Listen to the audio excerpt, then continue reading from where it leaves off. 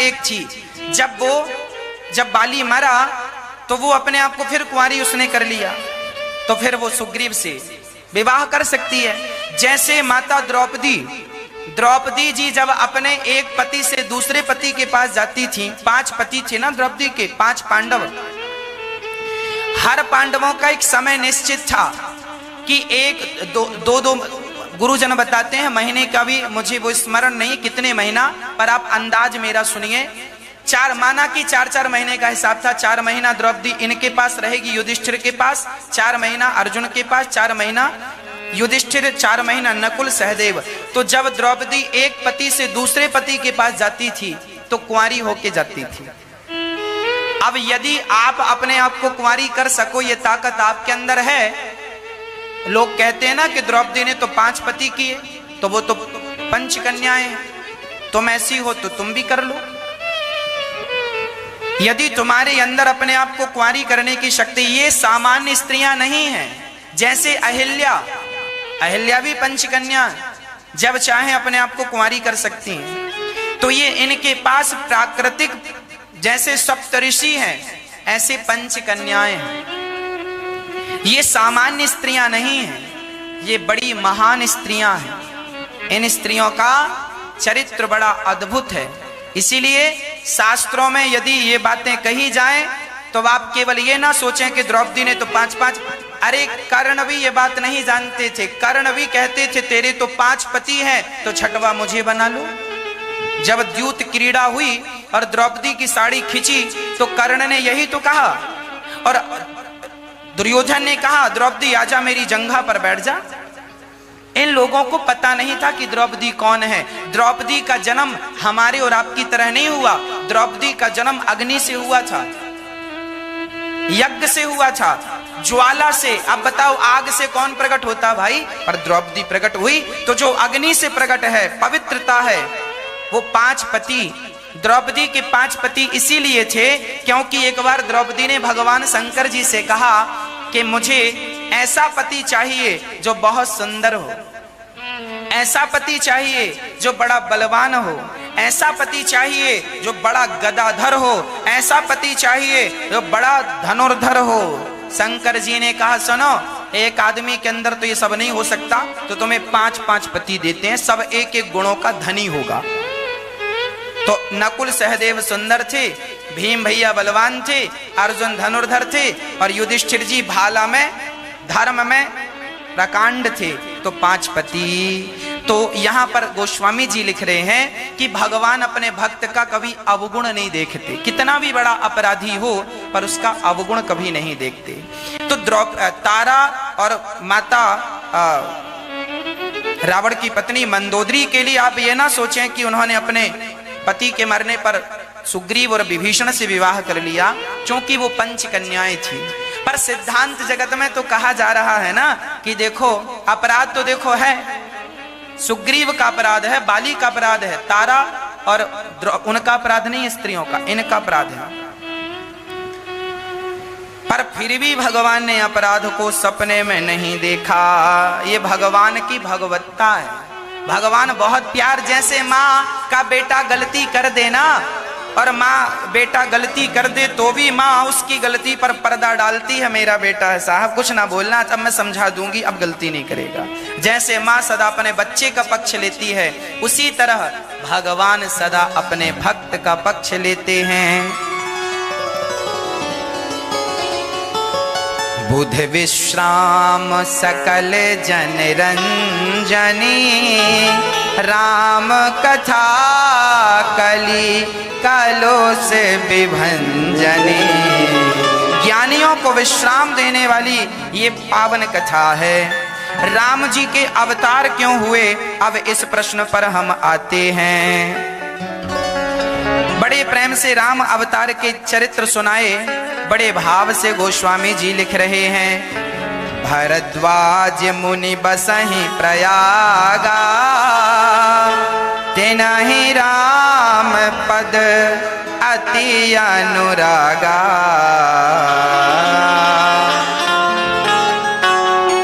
एक बार भरी मकर नहाए,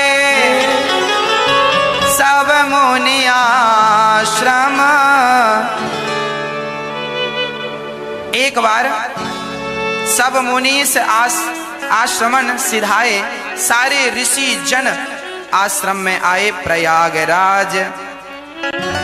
भरद्वाज मुनि बसहि प्रयागा। भरद्वाज जी प्रयागराज में रहते थे, वहां सभी संत जन आए। वहां पर याज्ञवल्क्य जी भी आए। ये याज्ञवल्क्य जी की बड़ी अद्भुत चर्चा है। ये याज्ञवल्क्य जी कौन है? साक्षात ब्रह्मा जी के अवतार हैं। एक बार ब्रह्मा जी कोई यज्ञ कर रहे थे, तो ब्रह्मा जी की पत्नी को आने में जरा देर हो गई और यज्ञ करने का मुहूर्त निकला जा रहा था। तब वहां पर एक गोप कन्या खड़ी थी। उस गोप कन्या को गाय के मुंह में डालकर उसकी योनि से उसे निकाल दिया। और वह कहते हैं ब्राह्मण का कुल और गौ माता का कुल एक होता। तो उस गोप ग्वाल कन्या को मुख से डालकर और तुरंत की तुरंत कन्या गौ माता की गर्भ से बाहर आई। तो वो ब्राह्मण बनके ब्रह्मा जी ने, देखो वो ब्रह्मा है, उस कन्या को अपने बगल में बिठा लिया ब्रह्मा जी ने। उसी कन्या को हम गायत्री माता कहते हैं। उसी कन्या को हम गायत्री को बिठा लिया अपनी पत्नी के रूप में, क्योंकि पत्नी को लेट हो रहा था और यज्ञ का मुहूर्त निकला जा रहा था। तो ब्रह्मा जी तो सर्व सामर्थ्य हैं, उन्होंने बिठा लिया। जब उनकी पत्नी सावित्री आई, ब्रह्मा जी की पत्नी सरस्वती जी आई, उन्होंने कहा अच्छा मेरे साथ मेरे होते हुए आप दूसरी स्त्री के संग बैठे हैं, श्राप दे दिया। अच्छा देखो, पति को जाने पहचाने बिना श्राप दे दिया, श्राप दे दिया। जाओ आप संसार में सामान्य पुरुष बनकर जन्म लो और कामी बन जाओ, कामी हो जाओ, क्योंकि तुम स्त्रियों को बिठाल रहे हो। जबकि ब्रह्मा जी ने समझाया कि आपको आने में लेट था तो मैंने इसे बिठा लिया, और ब्रह्मा तो ब्रह्मा है। श्राप के कारण वही ब्रह्मा जी याज्ञवल्क्य बन करके प्रकट भये, और जो राम कथा कह कह करके सुना करके राम कथा का प्रचार करके अपने आप को पावन कर लिया। ऐसे याज्ञवल्क्य जी स्वयं ब्रह्मा हैं। आज याज्ञवल्क्य जी से भरद्वाज ऋषि ने चरण पकड़ के कहा कि सुनो प्रभु, एक बात जरा हमें बताइए। क्या बताएं? भरद्वाज जी ने कहा कि सुनिए, ये राम कौन है? एक राम दशरथ जी के बेटा है, एक राम वो है जो सीता माता के प्रेम में बन बन भटक रहे हैं। आप बताओ, आप किस राम का ध्यान करते हैं? शंकर जी एक राम का ध्यान करते हैं, एक राम दशरथ जी के बेटे हैं, एक राम जंगल में सीता सीता कह के भटक रहे हैं। अब ये तीन राम हैं कि एक ही तीन रूप में है? तब याज्ञवल्क्य जी ने ब्रह्मा जी से कहा, भरद्वाज जी से कहा, जो प्रश्न आपने कहा यही प्रश्न एक बार माता सती, एक बार माता पार्वती ने भगवान शिव से कहा। तो पूरी कथा सुना दी कि पार्वती पहले माता सती हुआ करती थी। एक बार की बात है, एक बार त्रेता युग माही शंभु गए कुंभ ऋषि पाई, संग सती जग जननी भवानी, पूजे ऋषि अखिलेश्वर जानी। एक बार क्या हुआ, एक बार भगवान शंकर अपनी पत्नी माता सती को लेके कथा सुनवाने गए। कहां? अगस्त जी के आश्रम में, अगस्त जी के पास जब गए भगवान शंकर, तो माता सती जब गई और शंकर जी गए तो अगस्त जी ने शंकर जी का बड़ा सम्मान किया, भगवान शंकर के चरण धोए। अब सती को लगा ये कैसे वक्ता है, श्रोता के पांव धो रहे हैं। कई बार ना हमारी सरलता का लोग गलत अर्थ लगा लेते हैं। भगवान श्री अगस्त जी इतने सरल थे कि उनके यहाँ भगवान शंकर कथा सुनने जाते थे, और जब शंकर जी कथा सुनने आए तो श्रोता अर्थात शंकर जी के चरण धोकर अगस्त जी ने पी लिया। माता सती को लगा ये क्या कथा सुनाएंगे। इसका तात्पर्य यही है कि कथा सुनाने वाले वक्ता पर आपकी श्रद्धा भी होनी चाहिए। यदि श्रद्धा नहीं है तो कथा समझ में नहीं आएगी। अब कथा हुई, राम कथा मुनि बरज बखानी, सुनी महेश परम सुख मानी। सबने कथा सुनी, शंकर जी ने बड़े आनंद से कथा सुनी, और जब कथा पूरी हुई तो शंकर जी जाने लगे। अच्छा, शंकर जी कथा सुन रहे थे और माता सती यहां वहां देख रही थी ऐसे ऐसे। कई लोग कथा सुनते हैं और कई लोग कथा नहीं सुनते। उनमें एक माता सती हैं जो कथा नहीं सुन रही थी। जब कथा सुनाकर अगस्त जी ने कहा कथा हो गई, शंकर जी ने कहा विदा कीजिए, अब विदा हो रहे हैं। तो शंकर जी जब सती के साथ गए तो वहां पर गोस्वामी जी लिखते हैं, मुनि सन विदा मांगे त्रिपुरारी, चले भवन संग दक्ष कुमारी। जब माता सती आई तो जगत जननी, क्या क्या संबोधन है, संग सती जग जननी भवानी। जब आई तो आने में लगा कि ये कथा सुनने आई, अच्छे से सुनेंगी, पर कथा तो सुनी नहीं, बस यहाँ वहां संदेह करती रही, ये क्या कथा सुनाएंगे, ये क्या कथा है, ये त्रुटि है कथा में। तो वहां पर लिखा है दक्ष कुमारी। अब ये दक्ष कुमारी हो गई, क्योंकि दक्ष जैसे अहंकारी है, उनकी बेटी जैसा पिता वैसी बेटी, इनके अंदर श्रद्धा बिल्कुल नहीं है। अब क्या करें। अब शंकर जी बोले कोई बात नहीं, चलो हमारे संग। शंकर जी लेकर गए। अच्छा, उसी समय वो त्रेता युग चल रहा था। राम जी जंगल में सीता माता की खोज कर रहे थे। रावण सीता माता को चुरा चुका था। राम जी सारी चारों तरफ कह रहे हैं, हे खग मृग हे मधुकर श्रेणी, तुम देखी सीता मृग नैनी। राम जी सबसे पूछ रहे हैं सीता कहाँ है, सीता। अच्छा, राम जी सीता की खोज कर रहे हैं और ऊपर से शंकर जी ने देखा, अरे ये राम जी, इनकी अभी अभी हमने कथा सुनी। तो शंकर जी ने प्रणाम किया, जय सच्चिदानंद जग पावन, अस कही चले मनोज नसावन। बड़े प्रेम से शंकर जी ने प्रणाम किया, राम जय सच्चिदानंद जग पावन, हे जग पावन, जग को पावन करने वाले, हे सच्चिदानंद, सच्चिदानंद रूपाय, हे सच्चिदानंद आपको प्रणाम।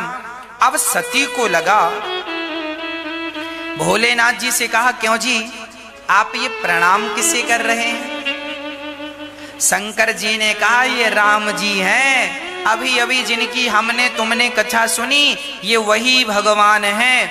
अच्छा देखो कथा सुनने का फल क्या है। शंकर जी ने कथा सुनी राम की और आगे चले तो राम का झट से दर्शन हो गया। मतलब भगवान की कथा का फल है भगवान का दर्शन, करा दिया सदर्शन शंकर जी ने श्रद्धा से कथा सुनी तो दर्शन हुआ, जबकि माता सती ने संदेह से कथा सुनी, कथा सुनकर संदेह हुआ। और जब भगवान पर संदेह होता है तो संशयात्मा विनश्यति। भगवान संदेह का विषय नहीं है मेरी माँ मैया जी, ओ मेरी मैया, भगवान संदेह का नहीं, भगवान तो श्रद्धा का विषय है। शंकर जी ने श्रद्धा से सुनी तो राम जी का दर्शन हो गया, जबकि माता सती ने श्रद्धा से नहीं सुनी तो राम जी खड़े हैं। शंकर जी कह रहे हैं कि ये भगवान है, पर सती जी को समझ में नहीं आ रहा। सती जी को लगा ये कैसे भगवान होते तो अपनी पत्नी के लिए दर दर ठोकर क्यों खाते? भगवान होकर ये थोड़ी कहते कि हे पशु पक्षी तुम बताओ मेरी पत्नी का, ये तो कोई पागलों की हरकत लगती है। माता सती को लगा कि आपने कोई ज्यादा भांग वांग पी ली है, इसीलिए आपको कुछ का कुछ लग रहा है। अब लो, एक तो माता सती को भगवान पर विश्वास नहीं है, दूसरा अपने पति की आज्ञा का उल्लंघन करती जा रही है। देखो, जब अविश्वास पैदा होता है ना, तो उस अविश्वास से क्या क्या होता है उसका परिणाम बोलूंगा। भगवान शंकर ने बहुत समझाया, सती यही राम है, यही भगवान है, यही ईश्वर है, इन्हीं का मैं दिन रात ध्यान करता हूं अपने चित्त में। सदा वसंतम हृदयारविंदे भवम भवानी सहितम नमामि, यही मेरे भीतर रहते हैं सीताराम, तुम संदेह ना करो। पर सती जी नहीं मानी। सती जी बोली, अब मैं परीक्षा लेकर एक बात बताएं, जो आदमी समझाने से समझ जाए, समझ लेना किसका कल्याण है, और जो आदमी समझाने से ना समझे, समझ लेना कि अब विधाता इसका सर्वनाश करने की तैयारी में है। समझना, जो बेटा अपने माता पिता की बात माने उसका तो कल्याण है, और जो माँ बाप की बात ना माने उल्टा ही चले, समझ लेना कि अब इसके सर्वनाश का समय निकट आ गया। इसीलिए जो उचित बातें हैं, माता पिता का जो उचित ज्ञान है, उचित सलाह है, वो मानना चाहिए। हाँ, कई बार ये होता है कि माँ बाप थोड़ा गांव के होते हैं और गांव की सोच के हिसाब से बात करते हैं, जबकि बेटा शहर में रहता है तो वो 10 साल बाद की प्लानिंग की बात करता है, तो दोनों की बातें मिसमैच हो जाती हैं। पिता का कहना अलग हो जाता है, पुत्र का कहना अलग हो जाता है। पुत्र सही कह रहा है क्योंकि वो 10 साल बाद क्या होगा वो जान रहा है, और पिताजी गांव के हैं तो वो ज्यादा दुनिया घूमे नहीं, तो उन्हें ज्यादा नॉलेज नहीं हो रहा है। हाँ, यदि वो भी बड़ी बातें कर लें, वो भी भविष्य की। अच्छा, मैं आपको एक बात यहां जरूर कहना चाहूंगा कि हमें वर्तमान का नहीं सोचना चाहिए, बल्कि आने वाले भविष्य में आज हम जो काम कर रहे हैं, इस काम का भविष्य में क्या फायदा और क्या नुकसान है, आज के 10 साल बाद तक की, 50 साल बाद तक की प्लानिंग से हमें चलना पड़ता है। भाई, हम लोग जब घर बनाते हैं तो घर ऐसा थोड़ी बनाते हैं कि आज बनाएंगे अगले साल फिर तोड़ के फिर बना लेंगे। भाई, 100 साल 50 साल की आयु घर की हो, बड़ा मजबूत घर बने, हम तैयारी करते हैं ना। तो कई बार पिता और पुत्र में यही बातें हो जाती हैं, वो कुछ कहना चाहते हैं, ये कुछ करना चाहता, बातें मिसमैच हो जाती। इसीलिए मैं प्रार्थना करता हूं, पिता पुत्र को जो भी बातें हैं वो क्लियर कर लेनी चाहिए। और कभी कभी पुत्र पिता की बातें तो हमेशा माने, पर कभी कभी पिता को चाहिए कि पुत्र सही कह रहा है तो उसकी सही बात पिता को मान लेनी चाहिए।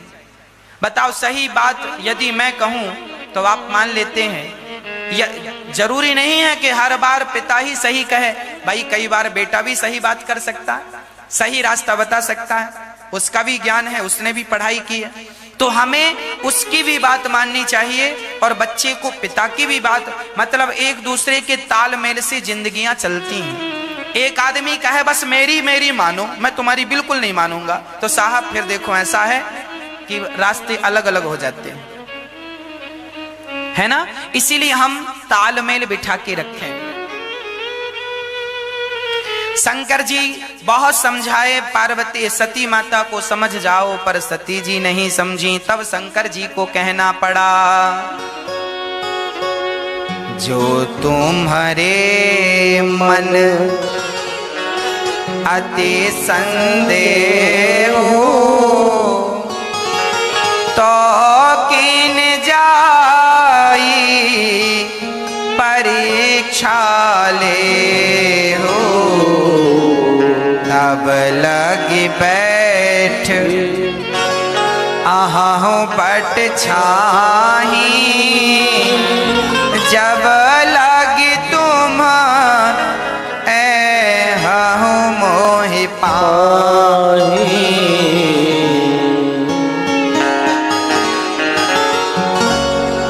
हाँ, शंकर जी कह रहे हैं सती जी, देखिए तुलसीदास जी ने यहाँ ग्रामीण भाषाओं का प्रयोग किया है। गांव में बोलते हैं तुम एहो का, एहो मतलब आहो का, मतलब आहो मतलब आओगे क्या। तो यहाँ लिखा है, जब लगी तुम एहो मोहि पाही। जब तक तुमने एहो तब तक हम इतनी बैठ भी। शंकर जी इस भाषा का प्रयोग, गोस्वामी तुलसीदास जी ने रामचरितमानस में तमाम भाषाओं का प्रयोग किया है। ये ग्राम की भाषा, गांव गांव में तुलसीदास जी ने हर रामचरितमानस में अवधी भाषा तो है, पर भारत के गांव गांव में जितनी भाषाएं बोली जाती हैं, मराठी भाषा, महाराष्ट्र में जो भाषा बोली जाती है मराठी भाषा का भी कहीं कहीं इसमें प्रयोग है। गांव की बिल्कुल शुद्ध हिंदी, गोस्वामी जी ज्यादा चित्रकूट में रहे हैं। चित्रकूट में गोस्वामी जी रहे हैं। चित्रकूट, वहां सतना, रीवा, चित्रकूट, ये वो बेल्ट है, वहां ऐसा बोलते हैं, है ना। हम इतई बैठ भी तुम कब आहो।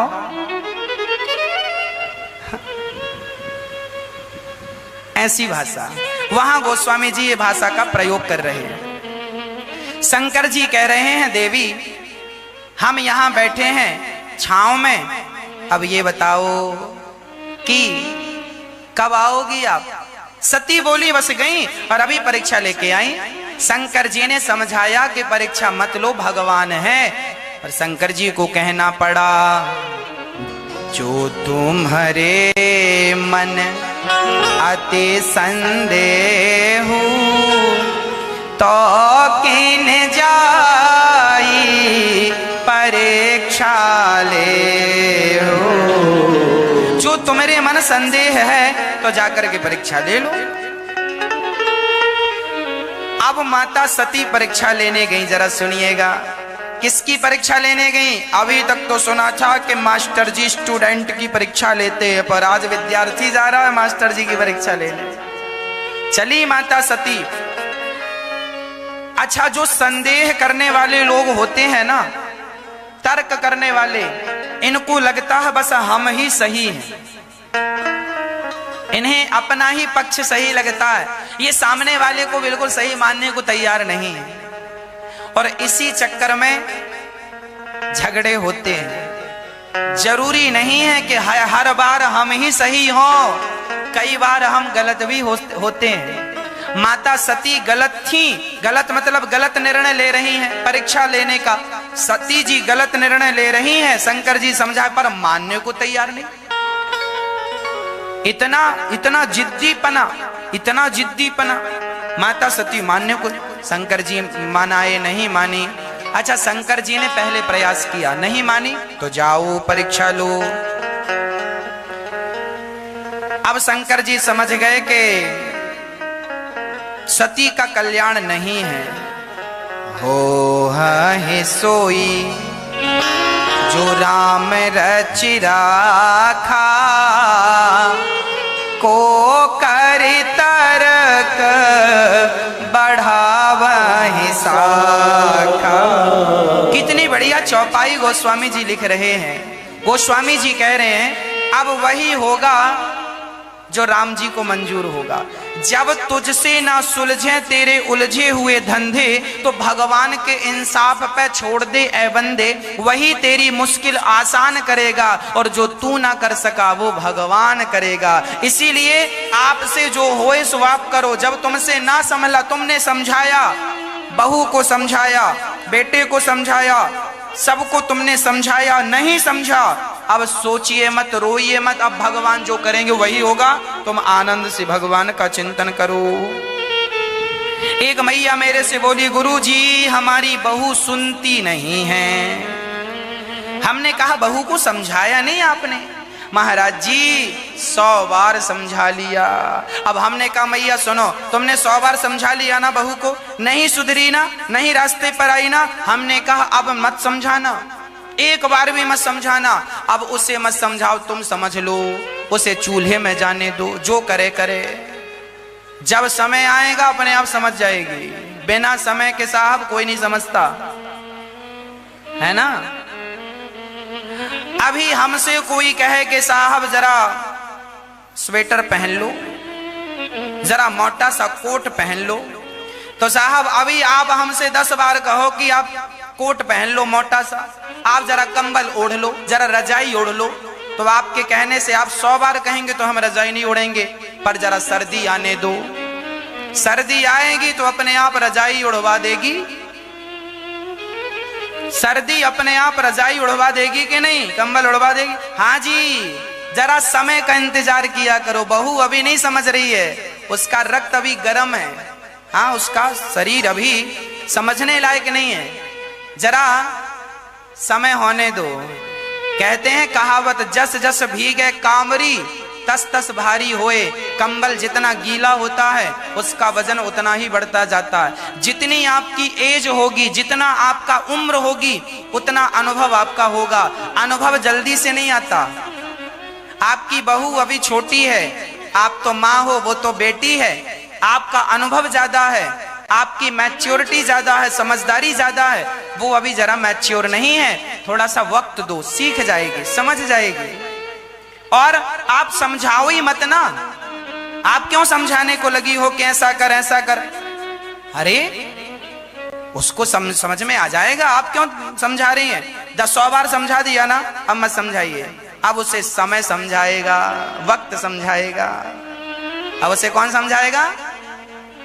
समय। जब समय की मार पड़ती है ना साहब, टेढ़े से टेढ़ा आदमी सीधा हो जाता है। जरा समय का बदलाव होने दीजिए। जो आदमी कह रहे हैं बड़ी गर्मी है, अच्छा समय बदलने दीजिए, फिर कहोगे बड़ी सर्दी है। समय का ही तो खेल है, तो समय है समय। इसीलिए परेशान होने की जरूरत नहीं है। जीवन को आनंद से जिया करो, भगवान पे विश्वास के साथ जीवन जिया करो। समझा लिया ना बेटे को, नहीं समझा, भगवान पे छोड़ दो। बहू को समझाया, नहीं समझी, भगवान पे छोड़ दो। हुई है सोई जो राम रचि राखा। अब जो भगवान चाहेंगे वही होगा। रावण को कितनों ने ना समझाया, पर किनके समझाने से समझा। माता सीता को कितना माता सती को कितना समझाया, कहां समझ में। जब समझ में जो भगवान समझाना चाहे ना, वो समझ में आ जाता है। और जब भगवान ही समझाना ना चाहे तो फिर कोई कितना भी समझाए। सोई जानय जेहि देहो जनाई, जानत तुम्हाही होई जाई। अब सती जी चली, सती जी सीता बन के गई। अब देखो सती जी राम जी की परीक्षा ले रही। कैसे? सती जी ने सीता का रूप बना लिया, सीता बन गई, और सीता बन करके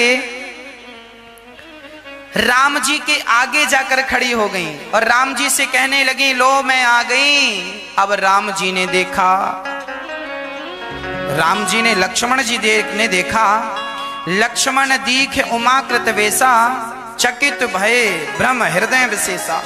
लक्ष्मण जी बोले, राम राम, ये माता सती यहाँ सीता हमारी भाभी बनकर क्या कर रही है? माता सीता बनकर क्या कर रही है? सती जी ने कहा, मैं सीता हूं। सती जी ने कहा, मैं सीता हूं। पर राम जी ने कहा, जोरे पानी प्रभु कीन्ह प्रणाम, पिता समेत लीन निज नाम।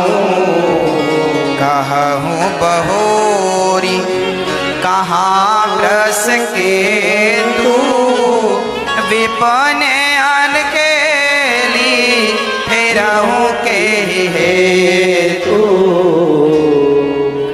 राम जी ने प्रणाम किया, माता जी प्रणाम, मैं दशरथ जी का बेटा राम।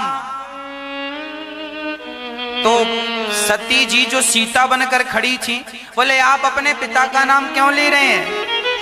राम जी ने कह दिया, जंगल में माता जी अकेली घूम रही हो, शंकर जी कहाँ हैं? जब ये कहा तो माता सती के तो पसीने छूट गए, हे भगवान, इन्होंने तो हमें पहचान लिया। तो राम जी से कहा कि आपने हमें कैसे पहचान लिया? हम तो आपकी पत्नी थी, सीता का रूप था। तब राम जी ने कहा, रूप बदल लेना सरल है ना? प्लास्टिक सर्जरी करके स्वरूप तो बदला जा सकता है, पर स्वभाव नहीं बदला जा सकता। मेरी सीता सदा मेरे पीछे खड़ी होती है, आप तो मेरे आगे खड़ी हो। आगे तो मेरी माता ही खड़ी हो सकती है, मेरी सीता कभी नहीं खड़ी हो सकती। मैंने स्वरूप से नहीं पहचाना आपको, मैंने स्वभाव से पहचाना। देखिए स्वभाव, मर्यादाएं, कैसी मर्यादाएं। अब तो माता सती घबरा गई और तुरंत वहां से चली। और जब चली तो राम जी चारों तरफ, वो राम जी को दे, राम जी ने जरा दिखाया माया, अपनी रूप दिखाया। अब माता सती जहां देखें वहां ब्रह्मा विष्णु महेश नजर आए, वहां सीताराम नजर आए। अब माता सीता यहां देखें तो सीताराम, यहां देखें सीताराम, यहां। माता सीता को यही तो लगा था कि ये भगवान थोड़ी है, इसीलिए अब राम जी अपना प्रभाव दिखा रहे हैं। माता सती, हमको संदेह की दृष्टि से देखा, अब हमारा, तुमको चमत्कार चाहिए था ना, चमत्कार को नमस्कार, अब चमत्कार देखो, जहां देखा वहां। तो माता सती ने अपनी आंखें मूंद ली। सच्ची बताऊं, संदेह करने वाले आदमी को सच्ची बात बता दी जाए तो वो सच्ची बात से आंखें मूंद लेता है, सच्ची बात सुनने को और समझने को तैयार नहीं होता। कई लोग ना आपस में विवाद करते हैं, उन्होंने कह दिया कि ये बात ऐसी है, और किसी ने कह दिया साहब ये बात ऐसी नहीं है, इसका प्रमाण है, देखो ये बात ऐसी नहीं ऐसी है। तो वो लोग कहते हैं हम नहीं मानेंगे तुम्हारे प्रमाण को, मतलब वो सत्यता को स्वीकार नहीं करते। माता सती ने भी जब राम और सीता को चारों तरफ देखा, वो भगवान है इस सत्य को देखा, तो सत्य को स्वीकार ना कर उन्होंने अपने नेत्र बंद कर लिए, आंखें मूंद ली माता सती ने। जिसे भगवान पर संदेह होता है, देखिए वो सत्य को स्वीकार नहीं करता। इसीलिए मैं आपसे प्रार्थना करता हूं, सत्य को स्वीकार कीजिए। सत्य को कब तक ठुकराओगे? सत्य को देखकर आंखें कब तक मूंदोगे? इसीलिए सत्य को स्वीकार करना सीख लो, सत्य को स्वीकार करना सीख लो। आज तुम्हारी सास चिल्ला चिल्ला कर कह रही है, बहू समझ लो, ये काम ऐसा नहीं, ऐसा कर लो। वो सत्य कह रही है पर आपको स्वीकार नहीं है। कल जब आप पर गुजरेगी ना तो वही काम करोगी आप, क्योंकि सत्य जो है वो आज के 1,00,000 साल पहले भी वो बात सत्य थी। मैं जवान होऊंगा और जवानी से बुढ़ापा आएगा, ये बात सत्य है। अब कोई सत्यता को स्वीकार करे ना करे, मैं एक दिन धरती छोड़कर जाऊंगा, हम सब एक दिन मरेंगे, ये सत्य है, इसे कोई स्वीकार करे ना करे। इस सत्य को देखकर आपने आंख बंद कर ली तो इससे क्या होगा? आपकी आंख बंद करने से क्या सत्य को आप नकार देंगे? इसीलिए कहा करता हूं सदा अपने भगवान को याद रखो और भगवान का चिंतन करते हुए सत्य के मार्ग पर चलो। तुम भी आज तुमने यदि किसी का दिल दुखाया है तो मत भूल जाना कि कल तुम्हारा भी कोई ना कोई दिल दुखाने वाला होगा। शेर को सवा शेर मिलता है। आज आप एक काम करो, किसी को गाली दे दो, 1 साल बाद, 2 साल बाद, 4 साल बाद आपने किसी को गाली दी है ना, तो या तो 4 दिन में गाली आपको कोई दे देगा या तो 4 साल बाद आपको कोई गाली देगा जरूर। आपने किसी का दिल, आपने किसी के गाल में एक थप्पड़ मारा है साहब, आने वाले वक्त में आपको भी एक थप्पड़ गाल में जरूर पड़ेगा। कोई मारे वो राम जाने कौन मारेगा, पर मारेगा जरूर। इस सत्यता से तुम कब तक मुंह मोड़ोगे? आज तुम अपनी मां को घर से हाथ पकड़कर निकाल दोगे तो क्या इस सत्यता को तुम नकार दोगे कि कल तुम्हारी औलाद भी तो आएगी, कल तुम्हारी संतान भी आएगी, और जो तुमने किया है क्या उसका हिसाब, चलो तुम भूल जाओ, तुम्हारा बेटा भूल जाए, पड़ोसी भूल जाए, पर विधाता तो कुछ भी नहीं भूलता ना। मेरे मालिक की दुकान में सब लोगों का खाता है। इसीलिए कहा करता हूं कि कर्मों का हिसाब किताब जरा कठिन है ना।